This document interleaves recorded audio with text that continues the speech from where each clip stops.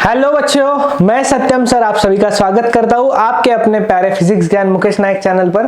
तो चलो आज हम लोग थर्मोडायनेमिक्स चैप्टर में फर्स्ट लॉ ऑफ थर्मोडायनेमिक्स पर न्यूमेरिकल देखने वाले हैं, 2 मार्क्स न्यूमेरिकल। तो चलो देखो, अभी ध्यान दीजिए क्या दिया है क्वेश्चन में। हम लोग देखेंगे when 20 kilo calorie heat is supplied to a system the external work done is 20,000 joule.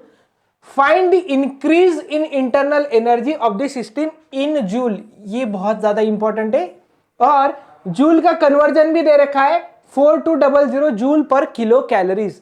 Okay, तो चलो हम लोग स्टार्ट करते हैं इस क्वेश्चन को सॉल्व करना। पहले हम लोग लिख लेंगे गिवन डेटा। गिवन डेटा में अभी देखिए आपको लगेगा कि साइन कन्वेंशन, लेकिन हम लोग फर्स्ट लॉ ऑफ थर्मोडायनेमिक्स जो होता है ना, वो होता है delta Q is equals to delta U plus W, और हमें निकालना है delta U change in internal energy of the system. तो ये हो जाएगा डेल्टा क्यू माइनस डब्ल्यू। अभी यहां पर आप अगर साइन कन्वेंशन के साथ जाओगे तो थोड़ी सी गड़बड़ हो सकती है, तो हमें बस चेंज इन इंटरनल एनर्जी चाहिए, तो मैं यहां पर मॉड लगा दूंगा सिंपली। ठीक है, तो यहां से कोई प्रॉब्लम नहीं आएगा। चलो गिवन डेटा लिखते हैं। इतनी हीट दी, क्यू 20 किलो कैलोरी हीट दिया गया है। अच्छा, किलो कैलोरी को मुझे जूल में कन्वर्ट करना पड़ेगा और यहां पर कन्वर्जन दे रखा है, तो ये हो जाएगा 20 इंटू 4200, तो ये आ जाएगा जूल में। तो आपको Q का वैल्यू मिल गया 42 इंटू 2 84 और 3084,000 joule. Okay, then external work done is 20,000 joule. Work done 20,000 joule. Okay, और फाइंड करने बोल रहा है। अच्छा, ये हम लोग फॉर्मूला यूज करेंगे। अभी हमें फाइंड क्या करना है? हमें फाइंड करना है delta U change in internal energy. बहुत इजी क्वेश्चन है, बस यही पर यूनिट कन्वर्जन में ही इस क्वेश्चन का मेन क्रक्स था, बाकी तो बहुत इजी चीज है। पुट कर दो values. Delta U is equals to delta Q कितना है 84,000 माइनस वर्क डन कितना है 20,000। Okay, 84,000 minus 20,000 it will be 64,000 joule. Okay, या आप इसे ऐसे भी लिख सकते हो, आपको किलो जूल में लिखना है तो it will B 64 kilo joule. Okay, this is your final answer with proper unit. क्या बोल रहे हैं देखो क्वेश्चन में, क्वेश्चन पढ़ लीजिएगा पहले। 1 मोल, मैं जब भी क्वेश्चन पढ़ता हूं ना तो अंडरलाइन करते चलता हूं इंपॉर्टेंट टर्म्स को, जो कि आपको न्यूमेरिकल में आंसर निकालने में हेल्प करेंगे। 1 mole of ideal gas is initially kept in a cylinder with a movable frictionless and massless piston at a pressure of 1.01 MPa, MPa मतलब mega pascal, and temperature 27 degree Celsius. Okay, it is then expanded till its volume is double.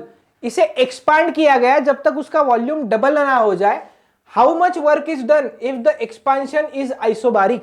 कितना work done हुआ जबकि expansion isobaric था। Process का नाम बहुत important है और आर का वैल्यू भी दे रखा है।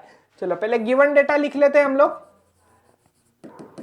1 मोल ऑफ आइडियल गैस मतलब n का वैल्यू 1 है, इनिशियली केप्ट। देन प्रेशर दिया है 1.01 मेगा पास्कल।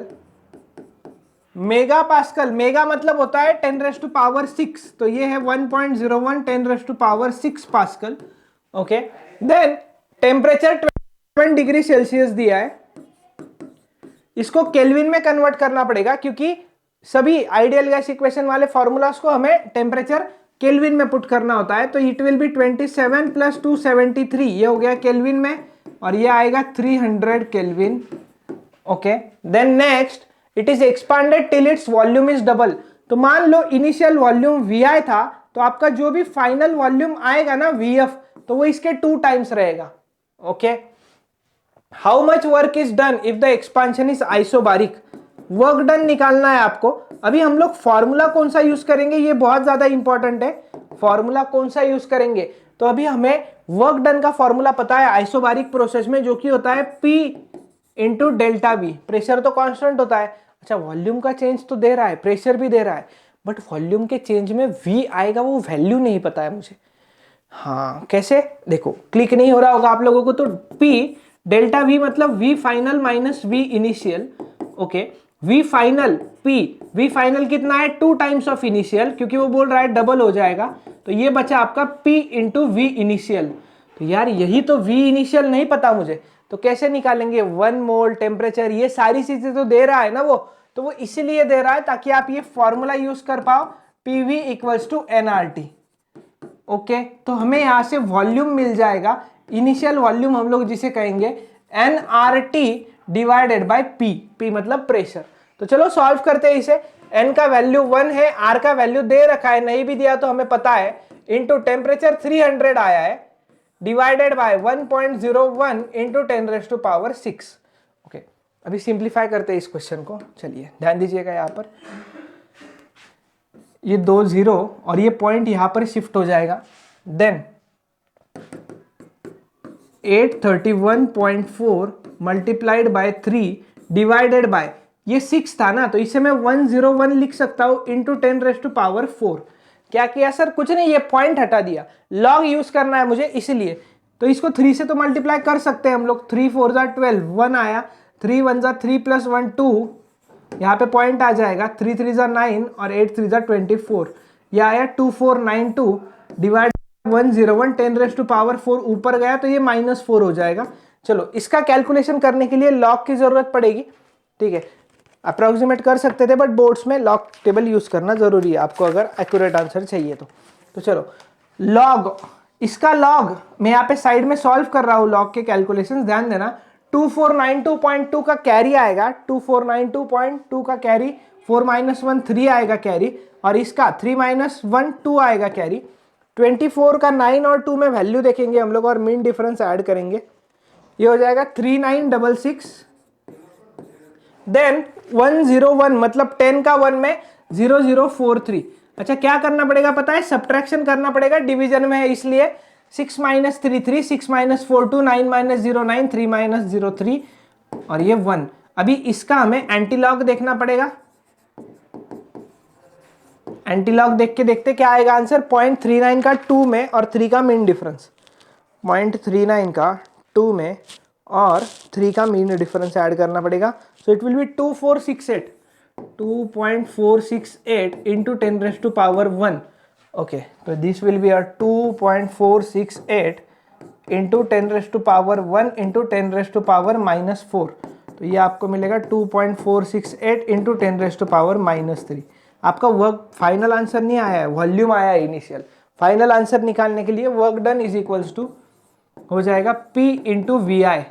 ये तो हमें पता था कैसे आया था, प्रेशर उसने दे रखा है 1.01 इंटू 10⁻6 इंटू VI दिया है 2.468 इंटू 10⁻⁻3। तो अप्रोक्सीमेटली इसे अगर हम लोग 1 मान ले तो ये इसे इस वैल्यू को बस थोड़ा बढ़ा दीजिएगा तो आपको आंसर मिलेगा 2.470 इंटू 10⁻। देखिए 6 - 3 + 3 आ जाएगा यहाँ पर, आप इसे जूल लिख सकते हो वर्क डन को, या आप इसे ऐसे भी लिख सकते हो 2.470 किलो जूल्स। ये हुआ आपका final answer with proper unit. उम्मीद करता हूं आपको समझ में आया होगा। न्यूमेरिकल ज्यादा हार्ड नहीं था, बस कैलकुलेशन वाला पार्ट थोड़ा ज्यादा था। चलिए देखते हैं क्वेश्चन में क्या क्या दिया है। देखिए चलिए, डायएटॉमिक गैस, डायएटॉमिक गैस बोला है, गामा का वैल्यू दे रखा है, does 100 joule of work when expanded isobarically. Isobaric process है, find the heat given to the gas in the process. Heat निकालना है, मतलब आपको डेल्टा क्यू का वैल्यू निकालना है, कितना हीट इसे यहां दिया जा रहा है। तो चलो स्टार्ट करते। गिवन डेटा में क्या क्या हम लोग कंक्लूड कर सकते हैं गिवन डेटा से दिए हुए। सबसे पहले तो गामा दिया हुआ है, ठीक है, नहीं भी देता तो हमें पता था, हमने लर्न कर रखा है वो। डायएटॉमिक गैस जब भी आता है तो CV और CP का वैल्यू आपको पता होना चाहिए। CV होता है 5/2 और CP होता है 7/2। Okay sir, then work done कितना कर रहा है वो, 200 joule of work is done. Process isobaric है, find the heat given. Heat मतलब Q का वैल्यू निकालना है आपको, डेल्टा Q जिसे हम लोग कहते हैं। अच्छा, तो फॉर्मूला कौन से यूज होंगे? डेल्टा Q का सबसे पहले तो फॉर्मूला होता है, हमें पता है, delta Q is equals to होता है NCP delta T। Okay, N नहीं पता, CP पता है, डेल्टा T नहीं पता, दो चीजें अननोन है, क्या करना पड़ेगा? यहां पर हम लोग कर ऐसा सकते हैं, आइसोबारिक प्रोसेस बोल रहा है तो वर्क डन का फॉर्मूला हमें पता है, W is equals to P into delta V। मतलब मैं इसे लिख सकता हूँ P in bracket VF minus VI। Okay ठीक है सर। देन एक इक्वेशन होता है आइडियल गैस इक्वेशन, जिसे हमें यूज करना पड़ेगा टेम्परेचर के लिए। PV इक्वल्स टू nRT होता है। तो यहाँ पे P VF माइनस VI है ना, P तो कांस्टेंट है यहाँ पर आइसोबारिक है, तो NR into TF minus TI हो जाएगा, जिसे आप लोग डेल्टा T कह सकते हो। और ये हो जाएगा आपका W वर्क डन, क्योंकि यही तो वर्क डन होता था इधर से। हाँ तो यहां से मैं TF minus TI is equals to लिख सकता हूं W डिवाइडेड बाय NR। कुछ नहीं, ये NR है ना, इधर डिवाइड में भेज दिया। क्यों ये सब चीजें कर रहा हूं मैं, क्योंकि मुझे डेल्टा T दिया नहीं है, तो इसलिए कुछ ना कुछ करना पड़ेगा फॉर्मूलाज के साथ। इसे ही आप लोग डेल्टा T कह सकते हो। तो ये डेल्टा T के जगह आप पुट करके देखिए आपको क्या होता है आगे आंसर में। Delta Q is equals to N into CP into delta T कितना है, work done divided by NR। चलो N वैसे ही रखिए, CP का वैल्यू 7/2 R होता है। ठीक है, यहाँ पे R लिखना रह चुका है, 7/2 R, तो R लिख दिया। वर्क डन ऐसे ही रखिए अभी W और NR होगा क्या, R से R कैंसिल, N से N कैंसिल, आपको डेल्टा Q मिल जाएगा। Delta Q equals to 7/2 into W कितना है वर्क डन 200, तो हो गया आपका आंसर, ये आएगा 100 और ये आपका आंसर हो गया 700 जूल। या आपको किलो जूल में लिखना है तो आप लिख सकते हो 0.7 किलो जूल, नो प्रॉब्लम। ये हुआ आपका, इतना हीट आपने दिया है उसमें। इसमें प्रोसेस वाला भी एक कॉन्सेप्ट इन्वॉल्व है। तो चलो देखिए क्या बोला है क्वेश्चन में। An ideal gas is taken through an isothermal process if it does 2000 joule of work on its environment, okay, how much heat is added to it, कितना हीट इसमें ऐड हुआ। एक्चुअली इतना इजी क्वेश्चन है, 2 marks के लिए आएगा तो आपके तो भाग्य खुल जाएंगे। चलिए गिवन डेटा में देखिए क्या बोल रहा है, वर्क डन बोल रहा है, कितना वर्क डन किया जा रहा है 2000 जूल। ओके, देन फाइंड क्या करना है, how much heat is added to it, कितना हीट ऐड हुआ मतलब डेल्टा Q। अच्छा डेल्टा Q ऐड हुआ, सॉरी। देन आपको दिया जा रहा है प्रोसेस है आइसोथर्मल प्रोसेस। ओके चलिए डेल्टा Q निकालना है, हमारे पास फॉर्मूला है डेल्टा Q का। Delta Q is equals to होता है delta U plus W work done. But यहां पर आइसोथर्मल प्रोसेस बोल रहा है, तो आइसोथर्मल प्रोसेस बोलने का मतलब ये उसका डेल्टा U का वैल्यू 0 होता है आइसोथर्मल प्रोसेस में। ओके तो ये वैल्यू 0 हो जाएगा, तो आपको डेल्टा Q मिल जाएगा इक्वल्स टू W। मतलब जो भी वर्क डन हो रहा है पूरा का पूरा हीट में ही कन्वर्ट हो रहा है यार। कितना हीट ऐड हुआ तो जितना वर्क डन उतना ही heat, so answer will be 2000 joule. चलो क्लियर है यहां तक। Steam engine delivers 4.8 into 10 raised to power 8 joule of work per minute and services 1.2 into 10 raised to power minus 10 raised to power 9 joule of heat per minute from its boiler. What is the percentage efficiency of the engine? चलो given data लिख लेते, question बहुत easy है। Given data में work done वो कर रहा है 4.8 into 10 raised to power 8 joule per minute. देन वो बोल रहा है कितना हीट डिलीवर हो रहा है, कितना हीट, तो Q अमाउंट ऑफ हीट जिसे हम लोग QH कहेंगे 1.2 into 10 raised to power 9 joule per minute. Okay हमें फाइंड करना है इफिशियंसी जो कि होता है ईटा। तो ईटा के लिए हमारे पास फॉर्मूला क्या है वो पहले देख लीजिए। फॉर्मूला कौन सा यूज करना पड़ेगा इफिशियंसी इंजन के लिए, फॉर्मूला है हमारे पास ईटा। इफिशियंसी क्या होता है, simple, output by input. Output मतलब हमें कितना वर्क डन मिल रहा है कितना हीट लेने पर, तो ये हो जाएगा work done W divided by QH। बस यूनिट कन्वर्जन की जरूरत नहीं, पर मिनट दिया है तो it will get cancel out. तो eta equals to work done है 4.8 into 10 raised to power 8 divided by 1.2 into 10 raised to power 9। चलो तो अभी ये बहुत इजी कैलकुलेशन है, ये पॉइंट से ये पॉइंट कट कर दूंगा मैं। 12 1 12, 12 4 48। तो यहाँ पे क्या आ गया, eta equals to 4 multiplied by 10 raised to 8, और ये 9 ऊपर जाएगा तो -9 हो जाएगा, 8 माइनस 9 -1 आएगा, सो 10⁻⁻1 ये हुआ आपका 0.4 इफिशियंसी। और हमें परसेंट में निकालनी पड़ती है, तो ये 0.4 मल्टीप्लाइड बाय 100, तो ये इफिशियंसी इस इंजन की आ जाएगी मेरी 40%। देखो ऐसे इजी क्वेश्चंस आते हैं डायरेक्ट फॉर्मूला बेस्ड, जिसमें हमें यूनिट कन्वर्जन की भी जरूरत नहीं पड़ी इस क्वेश्चन में। क्वेश्चन पढ़ना बहुत जरूरी है आराम से, आपको फॉर्मूला तो पता होना ही चाहिए, उसके अलावा न्यूमेरिकल आएगा नहीं, बट ठीक है। देखिए, refrigerator works with coefficient of performance 1/3 releases 200 joule of heat to a hot reservoir. ये 200 joule of heat hot reservoir को दे रहा है refrigerator. Find the work done on the working substance. देखो वर्क डन फाइंड करना है working substance पर। Given data लिख लीजिए, कोएफिशिएंट ऑफ परफॉर्मेंस होता है के, वो दिया है 1/3। अच्छा, amount of heat hot reservoir को दे रहा है, मतलब वो हुआ QH for hot reservoir heat दे रहा है 200 जूल। ओके, देन वो पूछ रहा है वर्क डन निकालिए। अच्छा, वर्क डन निकालना है। अच्छा, ये 1 है, किसी को 9 दिख रहा होगा तो चलिए फॉर्मूला कौन सा यूज करेंगे। फॉर्मूला यूज करना बहुत इंपॉर्टेंट है। वर्क डन निकालना है तो सर वर्क डन का ही फॉर्मूला यूज करेंगे, जो कि होता है रेफ्रिजरेटर में QH माइनस QC।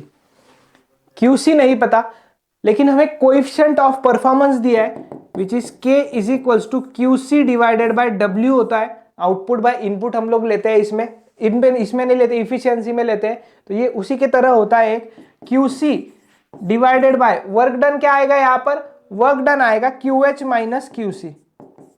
सर यहाँ पे क्या अननोन है इस इक्वेशन में, QC अननोन है, तो QC निकाल लेंगे और वर्क डन मिल जाएगा K होता है 1/3। QC वैसा ही रखूंगा मैं, QH हमें दिया गया है 200 माइनस QC, यहां से मुझे QC मिल जाएगा, ज्यादा प्रॉब्लम नहीं होगा, कैलकुलेशन भी इजी है, क्रॉस मल्टीप्लीकेशन कर लो। 200 minus QC is equals to 3QC। Okay, तो 200 इक्वल्स टू हो जाएगा माइनस, उधर जाके प्लस हो जाएगा 4QC। So QC equals to 200 divided by 4, it will be 150 joule, sorry 50 joule, 150 नहीं, it will be 50 joule. Okay, तो चलो ये तो QC आ गया, बट हमें वर्क डन निकालना था। वर्क डन होता है QH minus QC, which is QH का वैल्यू 200 दिया हुआ है और QC का वैल्यू अभी आया जस्ट 50 जूल, तो ये हो जाएगा 150 जूल ऑफ वर्क डन। इतना वर्क डन किया उस वर्किंग सब्सटेंस ने। तो ऐसे बहुत इजी न्यूमेरिकल था, ना कोई यूनिट कन्वर्जन की जरूरत पड़ी, बस आपको क्लिक होना चाहिए फॉर्मूला कौन सा यूज करना है। वो कैसे क्लिक होगा, आप जब गिवन डेटा लिखते हो ना, तब थोड़ा थोड़ा आपको माइंड में 50% तो भी आना चाहिए कि हम लोग आगे फॉर्मूला कौन सा यूज करना चाहेंगे, क्योंकि आपका आधा न्यूमेरिकल माइंड में ही सॉल्व हो जाता है, कैलकुलेशन वाला पार्ट आपको करना होता है। क्वेश्चन में बोल रहा है efficiency of Carnot cycle is 75% if the temperature of the hot reservoir is 727 degree Celsius, calculate the temperature of cold reservoir. तो चलो सॉल्व करते हैं, ये भी क्वेश्चन बहुत ईजी है। गिवन डेटा लिख लीजिए पहले, क्या क्या दिया है। इफिशियंसी दिया है, इफिशियंसी मतलब होता है eta which is 75%, it means 75 divided by 100, so it will be 0.75 its value। Temperature hot reservoir का मतलब TH होता है 727 डिग्री सेल्सियस। और दूसरी चीज, हमें टेम्परेचर डिग्री सेल्सियस में दिया है, तो इसका ऐसा यूनिट केल्विन होता है, so it will be 727 plus 273, it will be 1000 kelvin. Okay, no problem sir. Then temperature of cold reservoir पूछा है TC। अच्छा, फॉर्मूला कौन सा यूज करेंगे, देखो TH दिया है, ईटा दिया है, TC निकालना है, तो ईटा का एक फॉर्मूला होता है TH minus TC divided by TH। ये फॉर्मूला यूज कर लेंगे, इसमें अननोन TC बचेगा, जिसका आंसर हमें इजीली मिल जाएगा। तो देखो ईटा कितना है 0.75 इज इक्वल्स टू TH है 1000 माइनस TC डिवाइडेड बाय 1000। तो चलो इसको हम लोग क्रॉस मल्टीप्लाई कर लेंगे, तो ये 2 0 और ये पॉइंट चला जाएगा, इधर बचेगा 750 is equals to 1000 minus TC। So minus TC इधर आके प्लस हो जाएगा, और 1000 माइनस 150, 1000 माइनस 150 आपको मिलेगा 250 केल्विन। अगर आपको केल्विन में आंसर चाहिए तो यहां तक करेक्ट है, आपको डिग्री सेल्सियस में निकालना है, फिर भी हम लोग निकाल सकते हैं, हमें कन्वर्जन पता है। केल्विन टू डिग्री सेल्सियस करना है तो 273 माइनस करना पड़ेगा 250 से, तो टीसी आपको मिल जाएगा -23 डिग्री सेल्सियस। हमें कोल्ड रिजर्वायर का टेम्परेचर मिल चुका है, और हम लोग जब पढ़ते हैं तब भी हमें पता होता है कि कोल्ड रिजर्वायर मतलब जिसका टेम्परेचर बहुत कम होता है, दिख भी रहा है। तो चलिए क्वेश्चन में बोल रहा है Carnot refrigerator operates between 250 kelvin and 300 kelvin, calculate its coefficient of performance. वैसे न्यूमेरिकल 1 मार्क का भी नहीं है, बट आपको 2 मार्क्स को आ सकता है, तो बहुत ज्यादा इंपॉर्टेंट है। चलो गिवन डेटा में क्या है ना, कोएफिशिएंट ऑफ परफॉर्मेंस का आपको फॉर्मूला माइंड में आना चाहिए पहले। कोएफिशिएंट ऑफ परफॉर्मेंस का फॉर्मूला होता है TC divided by TH minus TC. In terms of temperature की बात हो रही है, तो टीएच कौन सा टीसी कौन सा बोल नहीं रहा है, बट हमें कॉमन सेंस से लॉजिक से पता चलता है कि टीएच मतलब temperature of hot reservoir, TC मतलब temperature of cold reservoir.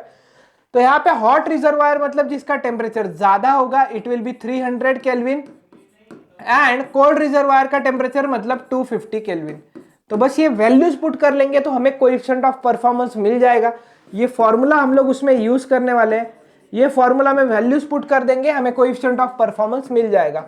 K equals to होगा टीसी कितना है 250, टीएच कितना है 300 माइनस ऑफ 250, ये आपको मिलेगा 250 डिवाइडेड बाय 50, 0 से 0 कैंसिल, 5 1 जा 5, 5 5 जा 25, so your answer for coefficient of performance it will B 5। तो ये मिल गया आपको कोएफिशिएंट ऑफ परफॉर्मेंस। ये था आपका इजी सा न्यूमेरिकल जो आपको आसानी से 2 मार्क्स देके चला जाएगा। ठीक है, तो चलिए देखिए क्या बोल रहा है क्वेश्चन में हमें। A heat engine works between 2 reservoirs. Heat engine दोनों रिजर्वायर के वर्क करता है, ये हमें पता है। दोनों रिजर्वायर, एक हॉट रिजर्वायर और एक कोल्ड रिजर्वायर होता है। The working substance used in the engine absorbs 2.8 into 10⁵ joule of heat. वो इतना हीट अब्सॉर्ब कर रहा है, ले कहां से रहा है, हीट लेता है हॉट रिजर्वायर से। सो गिवन डेटा लिखते हैं, if the efficiency of engine is 70%, find the heat rejected. Rejected मतलब जो हीट वो छोड़ देगा ना, वो हीट रिजेक्टेड होता है। तो यहाँ पे सबसे पहले तो जो हीट दी है वो QH दी है, क्योंकि हम लोग हॉट रिजर्वायर से हीट लेके कोल्ड रिजर्वायर को हीट रिजेक्ट करते हैं। सो it will B 2.8 into 10⁵ joule. Okay, ये हो गया। देन इफिशियंसी बोला है इंजन का 70%, 70% means it will be 0.7। Okay, then heat rejected निकालना है हमें, हीट रिजेक्टेड होता है QC। तो चलो हमें फॉर्मूला कौन सा यूज करेंगे, देखो इंजन के लिए हमारे पास फॉर्मूला है ईटा का। ईटा इक्वल्स टू होता है QH minus QC divided by QH। ये फॉर्मूला हमें पता है, तो इस फॉर्मूला के मदद से हम लोग फाइंड कर लेंगे। ये क्वेश्चंस बहुत ज्यादा इजी होते हैं इंजन रेफ्रिजरेटर्स के, इसमें आपको ज्यादा यूनिट कन्वर्जेंस में नहीं जाना पड़ता है, इसलिए कैलकुलेशन वाला पार्ट भी इजी होता है। ईटा है 0.7 इज इक्वल्स टू QH दिया हुआ है 2.8 into 10⁵ minus QC divided bye 2.8 into 10⁵। Okay, हमें QC निकालना है ना, तो यहाँ पे क्या हो जाएगा, ये 2.8 into 10⁵ into 0.7 equals to 2.8 into 10⁵ minus QC। चलो थोड़ा सिंप्लीफाई कर लेते हैं ताकि हमें इजी जाएगा। देखो यहाँ पे सिंप्लीफिकेशन करेंगे तो 10⁵ को हटाना नहीं है, क्यों पता है, इधर भी दिख रहा है ना, तो डायरेक्ट सब्ट्रैक्शन होगा। अगर उसे हटाओगे तो आपको बहुत हार्ड जाएगा सब्ट्रैक्शन, एडिशन, मल्टीप्लिकेशन जो कुछ करना है वो करने में। तो 2.8 इंटू 0.7 सॉल्व कर लो। पहले मैं सिंपली क्या करूंगा, एक डिजिट ये और एक डिजिट ये, 2 डिजिट का पॉइंट माइंड में रखूंगा और 7 इंटू 28 कर दूंगा। 7 इंटू 28, 7 एड्जा होता है 56 मतलब 6, 5 आ गया, 7 टू 14 प्लस 5 19, तो ये हो गया 196, और ये 2 डिजिट का पॉइंट मतलब 1.96। चलो okay, then equals to 2.8 into 10⁵ minus QC निकालना है। माइनस QC इधर आएगा तो प्लस हो जाएगा, 2.8 इंटू 10⁵ माइनस ये 1.96 उधर चला जाएगा इंटू 10⁵। यहां तक कोई डाउट नहीं होगा आपको। 10⁵ तो आपका आंसर में भी आने वाला है, क्यों, क्योंकि हम लोग कॉमन निकाल लेंगे उसको। तो बचा क्या, 2.8 माइनस 1.96। स्कूल वाले मेथड से कर लीजिएगा, आंसर गलत नहीं होंगे। 0 से 6 नहीं जाते, इधर से एक लिया 10 माइनस 6 4, यहाँ पर 8 ऑलरेडी एक ले लिया था, 7 बचा, इधर से एक लिया 17 माइनस 9 हो जाएगा 8 और ये हो जाएगा 0। सो आंसर विल बी 0.84 जूल।